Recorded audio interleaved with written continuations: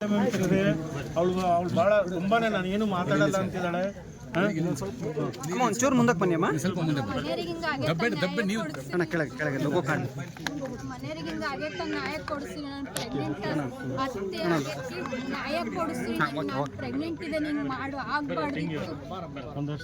ಒಂದು ವರ್ಷ ಆಗೈತಿ ಮದುವೆ ಆಗಿ. ದರ್ಶನ್ ಅವರು ಈ ರೀತಿ ಮಾಡಿದ್ದಾರೆ ಅಂತ ಹೇಳ್ತಾ ಇದ್ದಾರೆ. ಅದಕ್ಕೆ ಏನು ಹೇಳ್ತೀರಿ ಮೇಡಮ್? ಸರ್ ದಯಮಾಡಿ ಅವ್ರು ಮಾತಾಡುವಂಥ ಸ್ಥಿತಿಯಲ್ಲಿಲ್ಲ.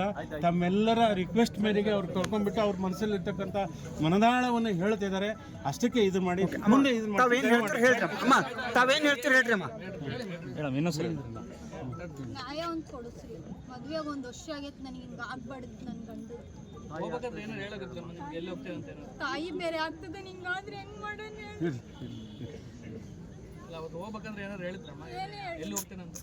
ಯಾರಿಗೂ ಆಗ್ಬಾರ್ದು.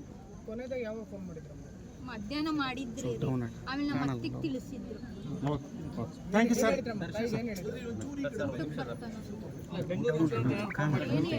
ಆ ಮಾಹಿತಿ ಏನು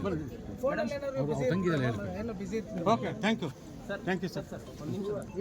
ಮೇಡಮ್, ಫಿಲಿಂ ಸ್ಟಾರ್ ದರ್ಶನ್ ಅವರು ಮರ್ಡರ್ ಮಾಡಿಸಿದ್ದಾರೆ ಅನ್ನೋ ಮಾಹಿತಿ ಇದೆ. ಅವ್ರನ್ನ ಅರೆಸ್ಟ್ ಕೂಡ ಮಾಡಿದ್ದಾರೆ.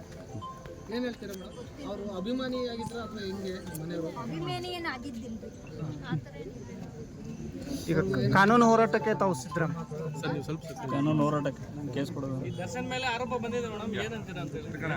ಅಣ್ಣ ಯಾರು ಲೋಗೋ ಕಾಣಲ್ಲ ಜನ ಇದಾರೆ, ಸ್ಟಾರ್ ಇದ್ದಾರೆ, ಹಂಗಾಗಿ ನ್ಯಾಯ ಬೇಕ್ರಿ ನನಗೆ ಅಷ್ಟೇ. ಸ್ಟಾರ್ ಆಗ್ಲಿ ಯಾರಾದರೂ ಆಗಲಿ ತಪ್ಪಿತಸ್ಥರಿಗೆ ನ್ಯಾಯ ಅಂತ.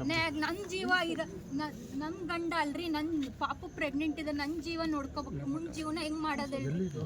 ಬೇರೆಯವ್ರು ಬರ್ತಾರ, ಹಿಂಗ್ ಮಗು ಬೇರೆ ಐತಿ, ಜೀವ ಯಾಕೆ ತೊಂದ್ರಿಗೆ ಮಾಡ್ಬೇಕಿತ್ತು? ವಾರ್ನಿಂಗ್ ಮಾಡಿಬಿಟ್ಟಿದ್ರೆ ಆಗಿತ್ತು ಅಷ್ಟೇ.